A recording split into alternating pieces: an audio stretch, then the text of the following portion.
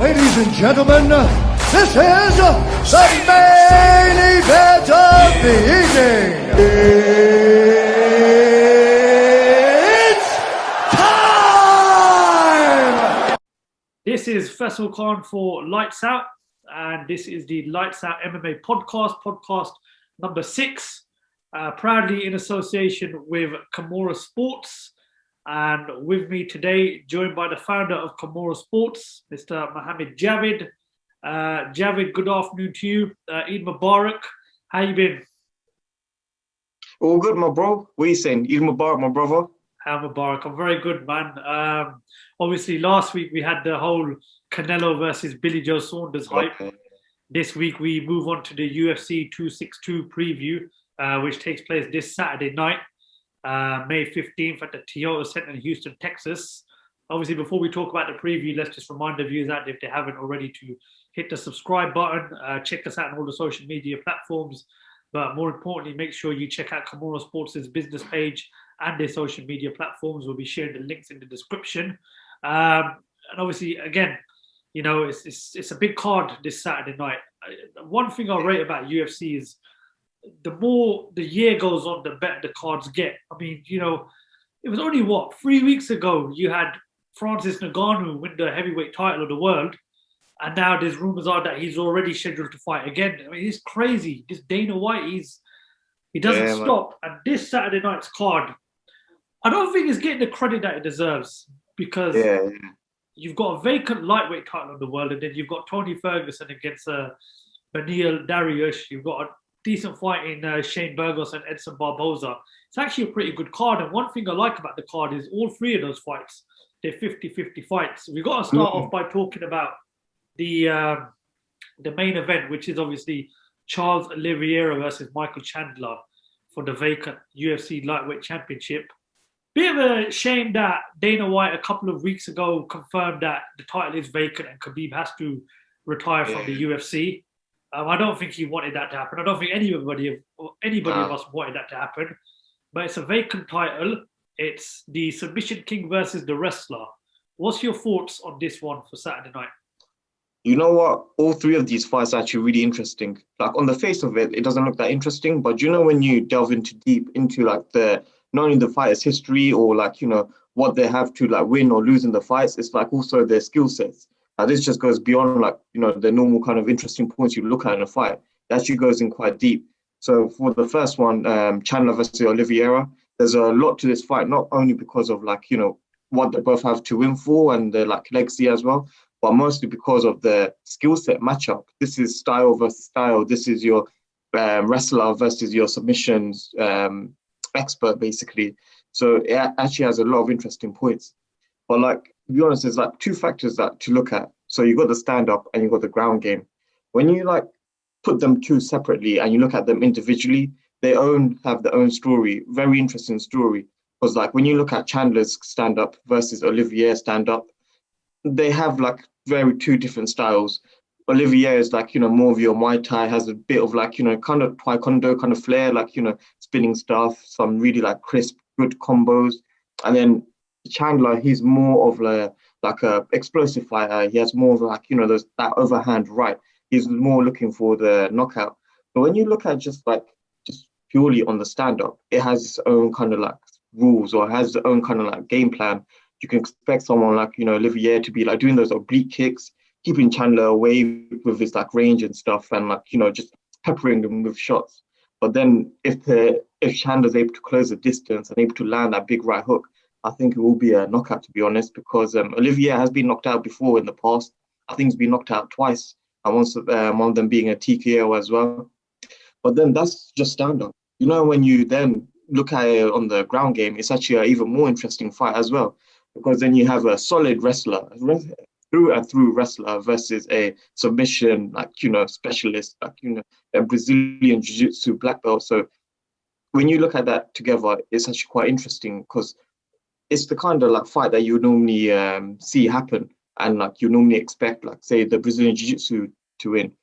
But I think because of how good Chandler's wrestling is, I think on the ground game, I think Chandler has a better opportunity, to be honest. I think he'll be the one who'll be able to like use his game and like win it on the ground. We said that it's the submission king versus the wrestler. Now you look at Charles Oliviera. He's on a winning streak of 8 wins in a row. He's got the most submissions in UFC history. Broke the record in 2018. But then you look at Michael Chandler. For me, he put everybody on notice when he obviously made his UFC debut in UFC 257, which brings back a lot of memories because that's when we done our first podcast. Yeah. And obviously he beat Dan Hooker in tremendous fashion. And he's obviously got a winning streak of 3 wins in a row, former 3-time Bellator world champion as well. When you look at this fight, who do you think is more under pressure going into it? Do you think Oliviera because he's been in the UFC longer? Or do you think Michael Chandler specifically because he's 35 years old? And if he doesn't put up a good show on Saturday night, he might not get an opportunity like this again. To be honest, I think it is actually a very good question. And to be honest, you can say it for both. You can say both of them are under quite pressure. You can even say they're under equal pressure. But for me, what makes it more of the pressure is more on Chandler's side is because of the stuff that he's been saying. He's been saying for a very long time he wants this opportunity, that he's the best lightweight fighter in the world. He's been saying he's been waiting for this time. He's been waiting for this opportunity. What's his famous quote is every single time he was training for a fight in Bellator, he was thinking about the top guy in UFC and how he would beat them. So the fact that he's been saying how much of this is his dream, it just shows this would be a bigger fight for him because this is the opportunity now. And the fact that he's only had one fight in the UFC as well, though he did perform quite well, he showed that he can perform under the big lights and under that kind of circumstance. So he can perform under that, but just the pressure of fulfilling his dreams and him being actually kind of catapulted because he only had one fight in the UFC and already now he's fighting for that vacant title. So he is under quite a lot of pressure as well. See, this is what I like about Michael Chandler, right? When you look back to when Khabib fought Justin Gaethje, I think it was a week before the fight, Michael Chandler signed with the UFC and he put himself forward as a potential replacement. Now, I mean, I'm not a professional MMA fighter, but if I was going into the UFC, I'd want to have a couple of fights before jumping in with the likes of Khabib, the big names at that lightweight division. Yeah. Bellator 3-time world champion, but obviously there's a massive difference between Bellator and the UFC. The guy just picked up the phone, Dana White called him and goes, yeah, I'll go there as a replacement. And obviously if things don't work out, I'll fight Khabib on the night. That, for a lot of people, is suicidal. But for me, I kind of respect that because it shows the guy's got guts, it shows the guy's got courage, and it goes to show that the guy will fight anybody. Now, again, he beat, obviously, Dan Hooker on his first fight in the UFC, and now he's fighting for a vacant world title. He will fight anybody, Michael Chandler. That's one thing I respect about him. Yeah. When we did the first ever podcast, you said he gets a lot of hatred. Why do you think it is he gets a lot of hatred? Because not only is the guy willing to fight anybody, but you watch the countdown videos, you watch any of his vlogs, you watch his Instagram. He's a real family man. Him and his wife adopted a baby. He seems like a real humble and down-to-earth person. Is that the side to Michael Chandler you think people don't buy? Yeah, to be honest, because the thing is, the reason why certain people get hate online or wherever is because when you're kind of genuine and you're a really nice guy and it's always out there, people find it kind of cringy and they're like what the hell, who is he trying to be or something like that. So it can actually be negative. When you're a bit too nice and a bit too pleasant, it actually can sometimes play against you and it just ends up causing you hate. It's actually quite, if you look at the psychology of online hate, it's actually quite interesting how it works. Because then you can have someone who's really arrogant online and just arrogant on Twitter and just even on the press conference, but they wouldn't get any hate. If anything, they might get love. They might get more of a following. But Michael Chandler is not really that type of guy. He's more of a humble kind of guy. And the fact that he's humble and quite nice, but then he does say big fighting words. As in, he does always say he's the best lightweight in the division. He's the best lightweight in the world. Those kind of factors kind of do end up playing against him because then people just find it as an opportunity to hate on him. And I guess also, if you're a bit of a hardcore UFC fan, sometimes you might see other fighters out of the organizations not as worthy, and those who might be trying to get into it, they might end up getting a bit of hate from certain UFC fans and stuff. So it does make sense, but I think he's doing the right thing and he's winning them over, to be honest, just by putting a performance. Just look at Kimura Usman, to be honest.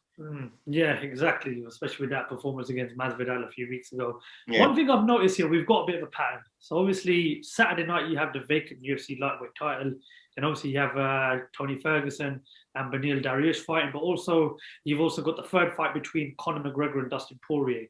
Do you think the winner of the main event on Saturday night, their first title defense will be against the winner of the third fight between Poirier and McGregor, or do you think it's only fair that the winner of the main event fights the winner of the co-main event in the future at some point? Oh, that is actually quite a good question.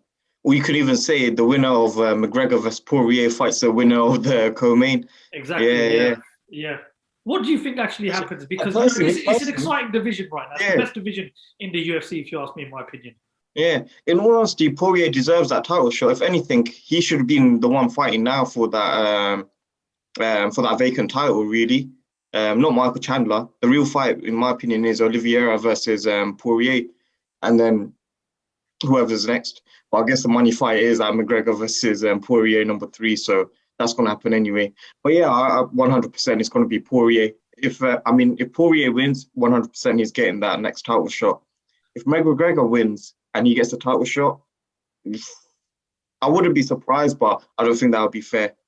Well, there's a thing called Dana White privilege, as Tony Ferguson mentioned in the press conference, which we'll move on to in a bit. Now, obviously, we'll talk a bit about the press conference, which, I mean, for me, I found very entertaining, especially Tony Ferguson's little rant. Yeah, but he just cracked.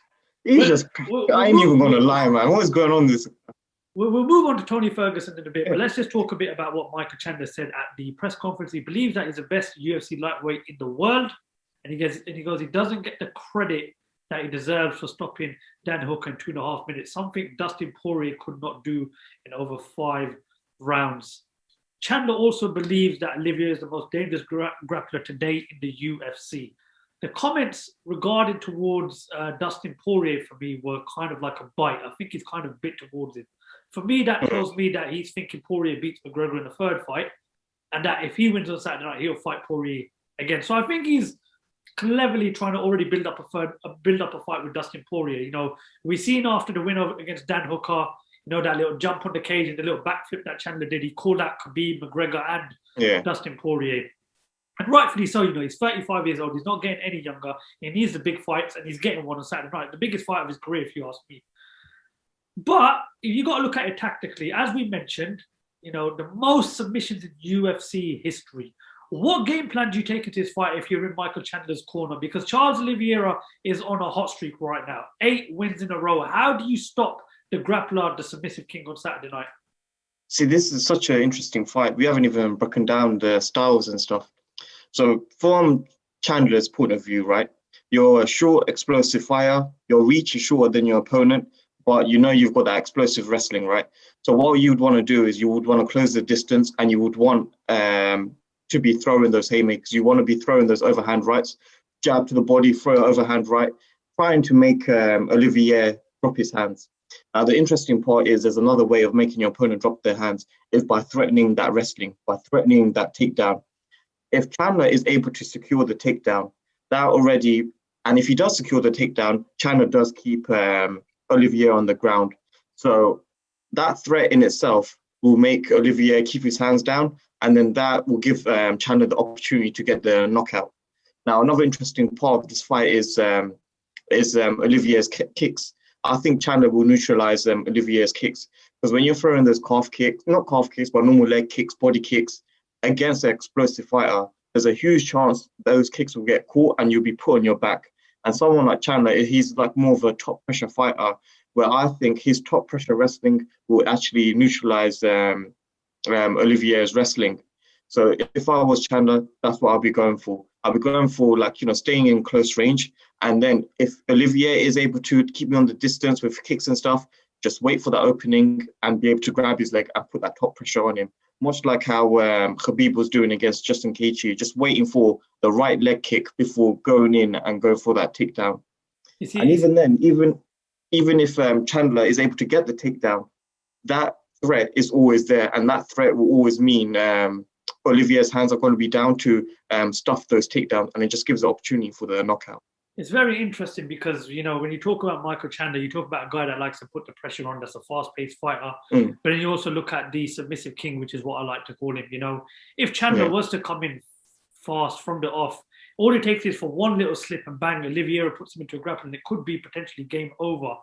But I do see openings in this fight as well for Charles Oliveira. This is why I want to read a quote from the countdown. Charles Oliveira says he will knock Chandler out in the first round. Now, he's had 39 fights. He's won 30 of them, but he's only got 8 wins by knockout. Can you see any chance of Oliveira, pardon me, knocking out Michael Chandler on Saturday night? Yes, and I'll tell you how. Right knee. When Chandler goes for that overhand right, he leaves his chin open. That in itself gives you an opening for a right knee.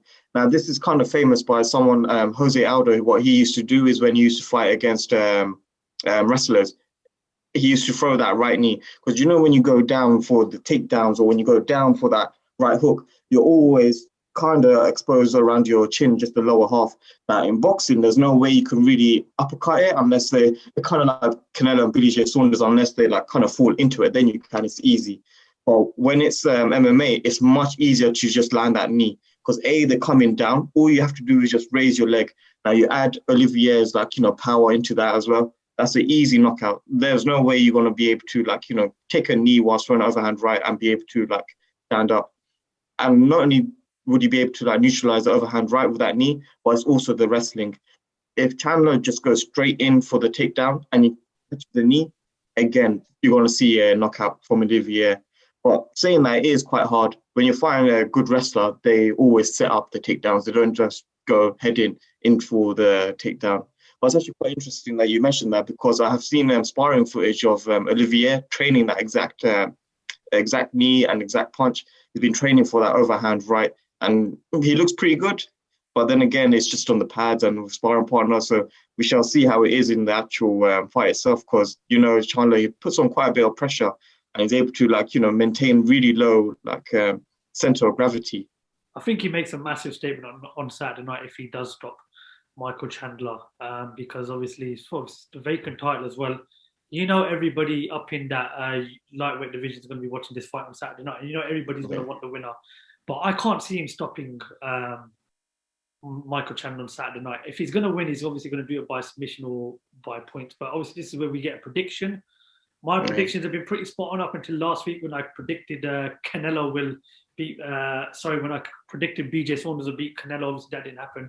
But I'm gonna predict Michael Chandler stops Charles Oliveira on Saturday night, and I'm gonna say he does it in round 3 because I think I look at Michael Chandler and obviously we watched the countdowns and watched the press conference, and I've seen the face-off between them two. This guy is hungry for this one. This is everything for Michael Chandler. Charles Oliveira has been here before, but Michael Chandler's like the new kid on the block. And he knows everybody's watching him on Saturday night. I just think Michael Chandler, like he did in UFC 257, he grabs the occasion by the scruff of the neck and he steps in on Saturday night, and I think he stops Charles Oliveira. What's your prediction? See, this is the thing. We've been having the same predictions for the past 2-3 podcasts, but it's exactly the same as well. Maybe we think in the same analytical way or something. But yeah, same. I think he's going to stop him as well in the 3rd, 4th, kind of mid-later championship rounds as well. But actually, it can even happen in the early rounds. That's when Chandler's most explosive. But yeah, I just see it only will take one punch. And considering Oliviera has been knocked out before and he is kind of susceptible as well to trading, I can see Chandler getting that knockout win as well. Do you know what? Sorry to disturb you. Do you know why I'm really looking forward to this on Saturday night? It's because your crowd is back in there as well. Just like he had with Kamaru Usman and Jorge Masvidal, just like he had last Saturday night with Canelo and Billy Joe Saunders. Yeah. Don't you feel more excited when these shows have got fans in there?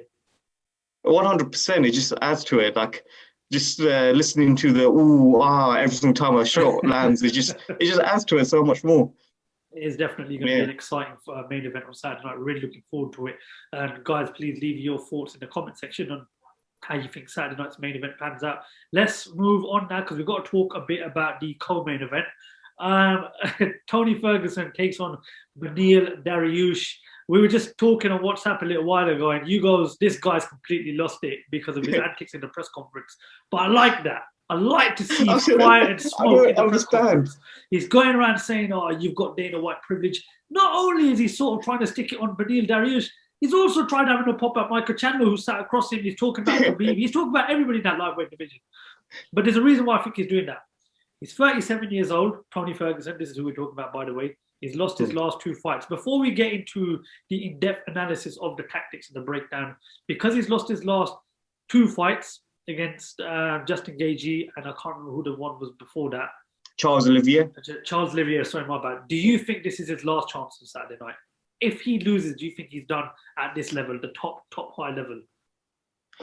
Yeah, because Daniel Dariush is more of like, he's just breaking into that top level. So at the moment, Tony Ferguson is seen as kind of like that gatekeeper now to that kind of high level.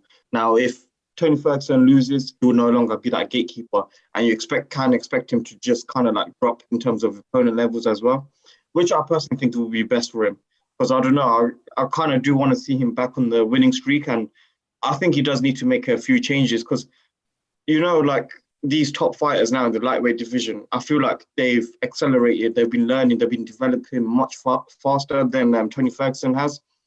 And that could be because of his age, and like he's just not be able to develop. I think the athletes now in that top 4, top 5 ranking of the lightweight division are total beasts. They've all been like developing over the past like 2-3 years. And I feel like I think Tony Ferguson may not be able to catch up with them. But this will be an important fight for him to show, like, you know, actually, no, I can stay up with these top dogs as well, and I can like still compete with them. But if he does lose it, it will mean, yeah, he might go down. I don't think he will get sacked. I don't think he will get like released. I hope not. Even though Junior Dos Santos got sacked recently, so that threat is there. So again, that will actually play into Tony Ferguson's mind as well. So I don't want to see him lose. As you mentioned, he's the gatekeeper. He's been around for a very, very long time. He's had 30 fights, you know, on his pro MMA record. So been here a long time, very experienced, fought good fighters, got some notable wins as well on this record. Does that experience not give him the advantage on Saturday night? Because for me, this is Beneil Dariush's biggest challenge yet. Yeah. You know, and I mean, you said he's the gatekeeper. You know, Derek Chisora, most of his fights says, and again, I'm mixing boxing with MMA, but he goes, to get past me, you got to go for the gatekeeper. And sometimes the gatekeeper is the one guy you don't want to be fighting. We've seen in the press conference, he's banged up for it. He's bringing the heat. He is in the mood for a fight. You can just tell he's in the mood for no messing around. Do you think that gives him an upper advantage for when he does fight Beneil Dariush on Saturday night? Because I don't think Beneil Dariush has had a test like this before in his career. And I think this is going to be his toughest test by far. Yeah, definitely. He had a really tough fight. His last fight was quite tough. It was actually one of those fights that was posted on the UFC like YouTube channel as like one of the best fights of the year. It was just like a back and forth war. I can't remember the guy's name that he had the fight with, but he did get quite caught cleanly a few times. He did manage to win that fight, but it was like considered like one of those great fights of that year. So I think Daniel Dariush still has quite a lot to grow and still to develop as well as a fighter. So yeah, I think it will be an important fight. I think Tony Ferguson has more to lose though in this fight, to be honest. But if Daniel Dariush, 6 wins in a row for Beneil Dariush. As we said, Tony Ferguson is one of the most experienced fighters in this lightweight division. It's important for Beneil Dariush to put on a good performance.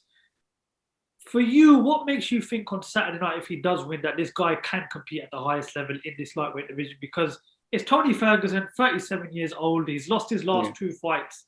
There are bigger tests in that division right now. You know, the 2 guys that are fighting for the world title on Saturday night. You've also got Poirier and McGregor. What sort of a performance do you think Dariush needs to give on Saturday night to make us all look at him and say, yeah, this guy can compete at the top level, especially with the guys that are going for this belt right now? See, this is the thing. This is a bit of a lose-lose situation for Daniel Dariush. If he does lose, it just shows like, you know, he lost to someone who's a bit older, who's coming off like, you know, a few losses, who has been dominated twice quite viciously in his past 2 fights. So that's a bit of a loss. If he does win, it's still a bit of a loss as well, because then you can say Tony Ferguson is on the decline. He's just come off two of the worst fights of his life as well, where he just got the living daylight beaten out of him as well. So it is a bit of a loss for Beneil Dariush. But I think what it does show is like he's at that high level. Then he can. That's what I mean. Tony Ferguson is that gatekeeper. He's not like it doesn't mean like, he'll go to the top three straight away. But if he does beat Tony Ferguson, it does show he can at least like, compete with the big boys and does deserve like, those big title shots, not the big title shots, but those big fights for the high rankings, for the fourth ranking, for the third ranking and so forth. I think that's what I'll prove is like he deserves those shots. Let's talk a bit about the press conference, which we just watched a little while ago. Tony Ferguson was completely on fire. Just going to read some of the quotes from that press conference. He goes, Dariush cannot bring anybody inside the octagon. You can't bring anybody inside the octagon with you. You fucking think you know me. You don't know me. I'm going to hit you so hard and I'm going to slam you to the mat. He also said Michael Chandler's ducked him. And he goes, Chandler's got Dana White privilege. And then he also had a go at Khabib. Yeah, I feel for him a bit because the Khabib fight got cancelled. What was it? 4 times, 5 times? He seemed really angry at this press conference. I think he's looking at the whole Khabib incident and he's looking at the fact that, Chandler and Oliviera are fighting for world title. And he's not, you would say he's one of the most experienced fighters up in that division. But this fire that we're seeing from Tony Ferguson, what does that tell you? Are we looking at a guy that is thinking to himself, he's running out of time, he needs to put on a good performance on Saturday night?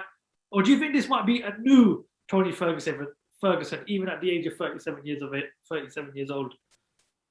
It's actually a hard one to call. Like, if I'm being honest. Sorry to disturb you, but why did dig at Khabib, even though Khabib's gone and even though Khabib's retired and because he's cracked. He's cracked. That's what I'm telling you, man. He'll be smoking that good, man. I'm telling you before these conferences.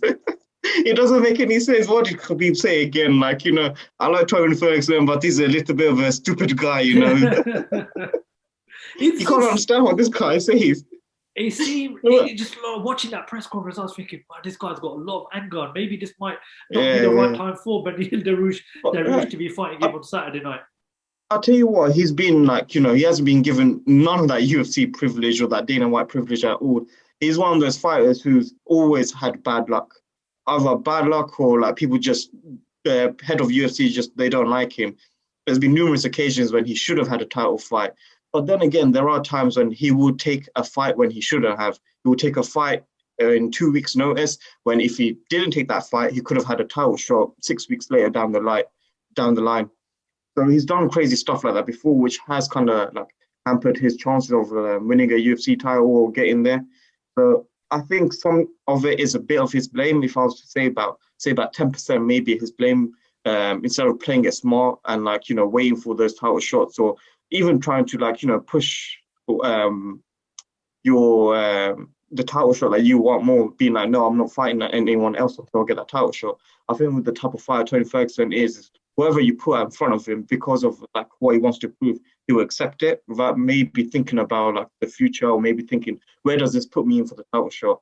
So I think some of it is a little bit of his fault, but I think the majority of it is UFC. And like, because of that, if I was Tony Ferguson, I would be pissed. I'll be angry. I'm coming to the end of my career, and he's probably looking back now and thinking about all those opportunities and all those times when he should have had a title shot and he hasn't had it. And then he looks across the stage and he sees all these other guys getting that title shot, getting that recognition and stuff. So he'll have a bit of a chip on his shoulder, and I don't blame him. So I think he's going to be angry. I'm hoping that fire in his stomach is burning though, and he puts it out tomorrow. Well, yeah, I agree with you. He's looking at the other guys around him, and he's been here for such a long time, and he's not really had these, these opportunities, especially at the world title. And he's got the most consecutive wins in the UFC Lightweight division. 12 in a row. He's beaten good fighters such as Dos Anjos, Petit, Edson Barboza, Donald Cerrone. I do think he's one of those fighters that has not really been given the opportunities, that he feels he deserves. And I feel, a shot at the world title, the guy does deserve. But again, look, he's still around. He's 37 years of age, going up against a fighter that's much younger than him. That's won six in a row. So listen, if he doesn't put on a good performance on Saturday night, and he does pick up a defeat against Dariush, I think it's game over for him. And that's a shame because, you know, as you said, he can be a bit cracked at times. He says things that he shouldn't. It's entertainment. But people have got an opinion of him. But you want that in the sport. You know, you don't want yes men. You don't want guys that are just going to smile for the cameras and say what they feel is right. You want guys that are going to walk into this business. You know, you want a fighter that's going to take the business by storm. As long as you've got Tony Ferguson around in that lightweight division, these fighters will be unnoticed. But one thing you don't want to see is the up-and-coming fighters looking at Ferguson as just a name, thinking, yep, I can beat him. His name goes on my record. It's a notable name on my record. I can move on to the next phase of my career. You know, the guy doesn't want to be the one that's holding the door for the next crop of fighters to be coming through. Yeah. But he's talking a good game right now. He says he's going to turn up on Saturday night and do the business. Credit to Dariush because he could have easily bit back, but he didn't. He goes, Ferguson's one of the best lightweights of all time. That's a big statement for him to make. So if he's saying Ferguson's the best lightweight of all time, then he's got to try and beat one of the best lightweights of all time, in his opinion. Let's talk prediction. I think Dariush is going to beat him on Saturday night. And I think Dariush is going to beat him over 5 rounds. I think he beat him by a points decision. I just think Tony Ferguson's getting to that point now where the big opportunities are going to be limited. If he was going to get a big opportunity for me, it would have been in the main event. He would have been fighting for the vacant lightweight title. But I think those last 2 defeats on his record, Oliviera and Gagey, have pushed him a long way back in the queue. And that's a shame because I like Tony Ferguson. You know, you need a character like that in the sport, you know, in any combat sport. But my prediction is I think Dariush beats him over 5 rounds. I think he beats him on points. And I think he just completely outdoes him in all departments. What's your prediction? Mine is actually different for this. I actually think Tony Ferguson will get the win. And I actually wouldn't be surprised if it's a submission win, to be honest, as well. But yeah, I'll put my money on Ferguson. I still think he has it in him. He's like one of those fighters who just loves to fight and always like, you know, bring it. Now, there is those huge impacts from those 2 previous fights he's had. When you take a beating like that, you're not always the same fighter. But I think even like, you know, if Tony Ferguson is able to like muster 3/4 of the fight that he was before and stuff, I still think he has a good chance of beating Beneil Dariush. I think he has more to lose. It's a big fight for him, so I'm expecting him to, like, you know, put on a good performance. It's interesting because we mentioned obviously the main event. We mentioned Poirier McGregor 3. Now we've got this. You know, you got potentially like sort of like a domino effect. One wins, he goes up to the next stage. The other one sort of falls down. So it's kind of like the winners will fight the winners, the losers fight the losers. I think Dana White mastered it perfectly. You know, he's already got the next fights in his head. So I don't know what the future holds with Poirier McGregor 3 after their fight, but I do think because of how these 2 fights are panning out, being on the same card, being on the same night, I do think the winner of this fight might potentially fight the winner of the main event on Saturday night. That's how I see the division working. But then you got to look at what does that mean for the likes of Justin Gagey? What does that mean for anyone else in that division? It's exciting times, man. This is why I like the lightweight division. But obviously, that's how predictions done. And again, to the people out there that are watching and listening, please leave us your thoughts in the comment section of what happens in the Conan main event on Saturday night. Talk about a few more topics before we bring the podcast to an end. Francis Ngannou versus Derrick Lewis 2. Rumours or true? I'm not too sure. I've not seen anything been put out on the... Okay, well, Dana White confirmed. Yeah. I've not seen a post on any of the UFC social media platforms. I've not Dana White's Twitter, I think it was. Okay. Beecham report, I think it is. Yeah, confirmed. The big question mark hanging over this is Ngannou won the world title in fashionable style. He's already beaten Derrick Lewis. Was this the right time to make the Jon Jones fight? Yeah, actually, no. From Jon Jones' perspective, no, because I don't think he's on weight yet. Because I've seen the pictures of him at, like, you know, at heavyweight weight, but he doesn't look right. It seems like he's just put on quite a lot of like mass, but he doesn't seem to have like adapted to it. Like, you can put on weight, but then you need that time to adapt to it. So I don't think that fight should happen anytime soon, because I don't think Jon Jones is ready. I think if anything, he needs definitely a tune-up fight at heavyweight before he fights someone like Ngannou. Because if he does, he's just walking into the lion's den without any, like, you know, preparations. And to be honest, I want to see a competitive fight. I don't want to see a bit of a quick knockout or a one-sided fight. So I'd rather see Jon Jones get that kind of experience at heavyweight and then go for the Ngannou fight. So I'm actually kind of happy. I'm happy that fight hasn't gone ahead. And if anything, quite happy about Derrick Lewis getting that shot again as well. I'm actually quite a big fan. ever since that quote about his balls being hot. So gotta give him that respect. The first fight, obviously, Ngannou won over points. Yeah. I mean, am I excited for Ngannou Lewis too? No. But do I want to see Jon Jones get a bit of experience at heavyweight before he does go into the Lions Den? As you said, yes. I would have. Oh, do you know what? I wouldn't have minded seeing Ngannou Miocic again. I've always believed that when a fighter loses his title, he should fight. He should get a rematch straight away. That's my opinion on any combat sports. I believe that's how it is in boxing, so it should be like that in the UFC. But listen, as you said, you know, this fight with Derrick Lewis, it'd be a test for Ngannou, and hopefully within round about that time, Jon Jones gets a bit of experience at heavyweight as well. Let's be honest with each other. Can you see Ngannou taking on Jon Jones at any point in their careers? Can you see that big clash being made up at heavyweight? I'll be honest with you. It's really hard to call because I'm saying it, if I was Jon Jones, I would not want to take that fight with Ngannou. Like, I know Jon Jones' skill levels, and I know he's got really good striking, very good fighting IQ. But have you seen the size of Ngannou? There comes a point, this is combat sports. Like, there's a reason why we have, like, you know, weight divisions, and like why there's such a huge difference. Even like in boxing, between like a 5-pound division, there's like a huge difference. Now, you take someone who's a naturally built heavyweight, a 260 pounder, like naturally big, strong, and put him against someone like Jon Jones, who hasn't really been at that weight. He walks around maybe around about 220, 230, but to be at fighting weight around about 260 is just big difference. So yeah, I'll give credit to Jon Jones for even, like, you know, kind of accepting it and stuff. But if I was Jon Jones, I probably would not accept that fight. I'll be honest with you. I like how you mentioned the weight difference, because when we saw Adesanya take on Blachowicz, there was a massive difference for me. Yeah. There was a massive difference for me. So in a way, you know, the point that you just made about the size difference, you're 100% spot on there, Javid, which is why I do think, you know, listen, every UFC fan that I speak to, they want to see that fight. But then again, we're obviously not the fighters. We're not the ones that are going in there risking our careers, our records, you know, potentially our legacy. But I've always believed if the money's right, and if the stage is set, and if it's the fans are constantly calling for it, that will just make the fight happen itself. But again, I'm going to agree with you on your point. You know, again, I look back to Blachowicz versus Adesanya, and I remember watching the build up to the fight. And as I said to you when we first started talking UFC, I'm a big fan of Israel Adesanya.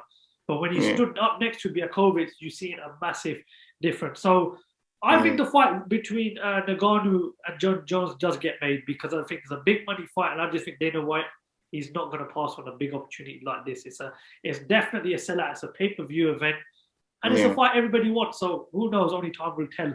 Talk to me about UFC 263 June the 12th, which got announced a few days ago. Cracking card.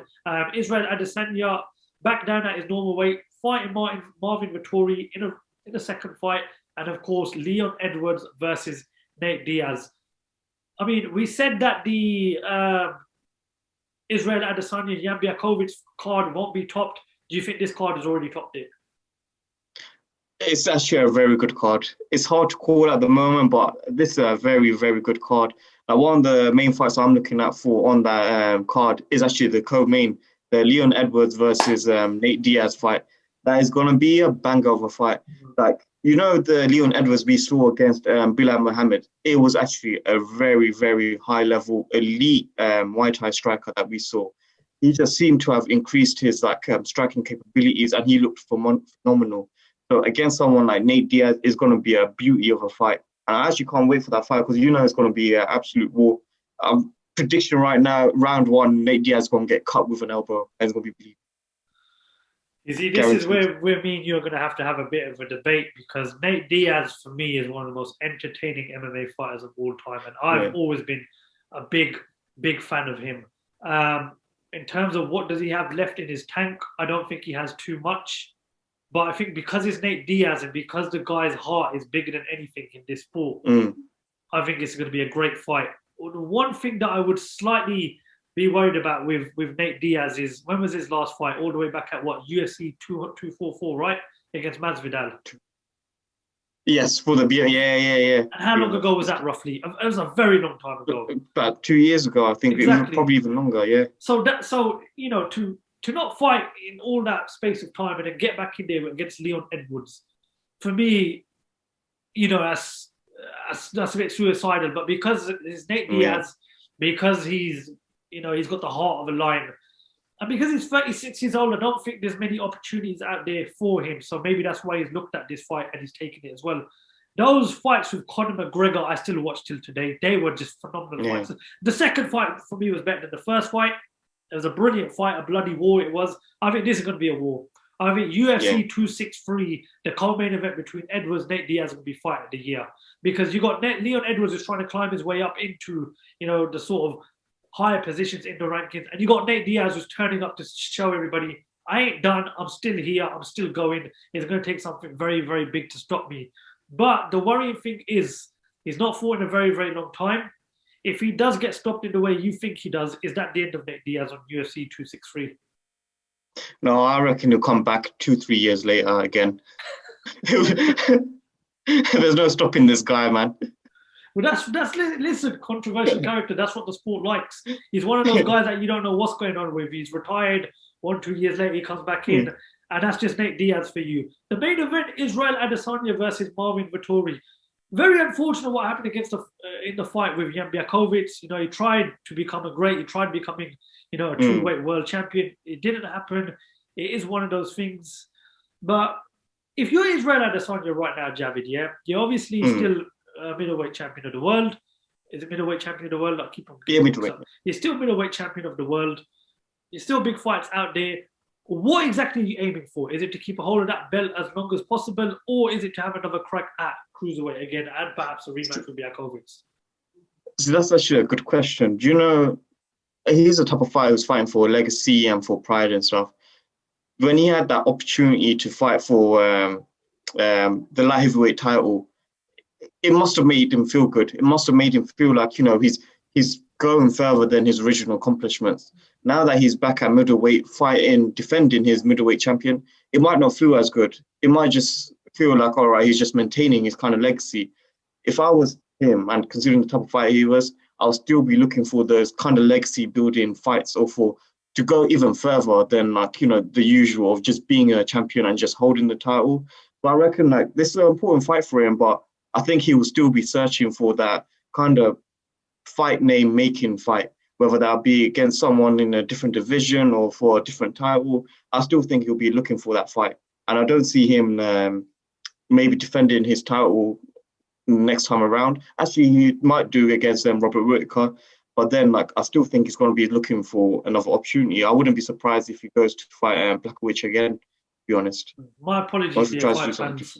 My apologies, dear fight fans. I got the belts mixed up. Jan Blachowicz is the current light heavyweight champion of the world, not the cruiserweight champion of the world. You see, I think, for me personally, right, I think he beats Marvin Vettori. I think he's going to stop him. No disrespect to Marvin Vettori, but that's the way I see it panning out. He really likes the idea of fighting Darren Till. He's talked about that fight many times in the past. So I think you got a potential fight there. And I think, that's a good test as well. But as you mentioned, there's a Whittaker fight as well.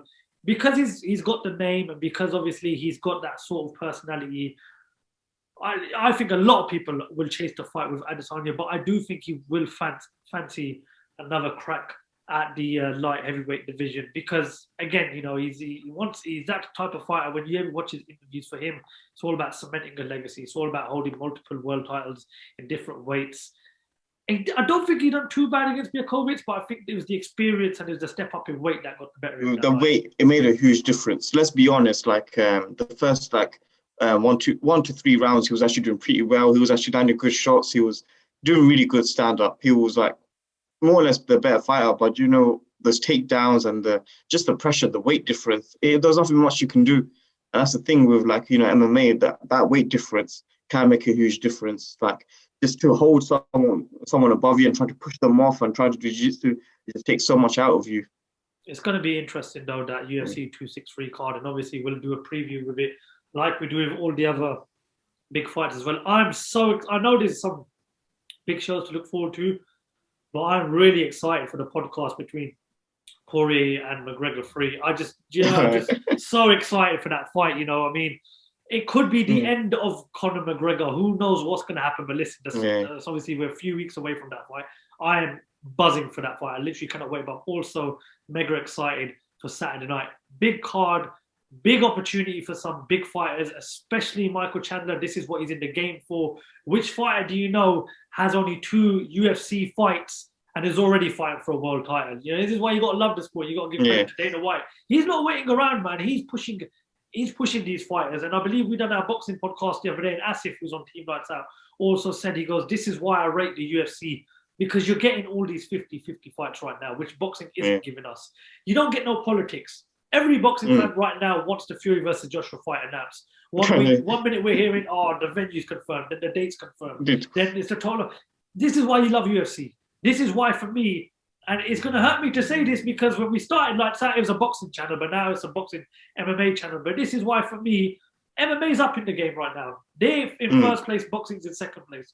I mean, as I mentioned at the start of the podcast, Ngannou fought, 3 weeks ago? He's already got the next fight announced. This Dana White guy does not wait around, and this is why I said, put Dana White in boxing. Let's see how he gets on. Let's see what he can promote in boxing. As good as Eddie Hearn is, for me, Dana White right now really is the king of promoting combat sports. David, thank you very much for your time. I really appreciate you coming on. It's a pleasure, my brother.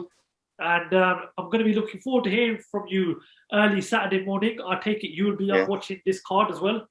Yep. I actually have some interesting news coming out as well in the next 2 to 3 weeks. We'll be going to a popular MMA gym in UK. Can't tell you, confirm everything yet, but we'll be following a possible Bellator and UFC star as well, and showing you guys how they train before their upcoming Bellator or UFC fight as well. So keep an eye out on the page and our channel just in general. So we've got some interesting stuff coming out. 100%. And as we've always said, we're always here to help out Kimura Sporta in any way possible. And the way the viewers can do that is by jumping on their page, giving their Instagram page a follow, checking out their business page, and also buying some of the best MMA boxing equipment in the game today. That's true. People, that's all we've got time for on this week's MMA podcast. Massive shout out to Javid and Kimura Sports for joining us. And if the viewers haven't out there already, make sure you hit that subscribe button, like, comment, and feel free to share this podcast. And of course, we'll be sharing it in all the audio platforms such as Pocket Casts, Google Podcasts, and of course the main one in the audio podcast business, which is Spotify. I'm Faisal Khan. Javid, again, thank you very much for joining us. And thank you for listening to the all-new Lights Out MMA podcast.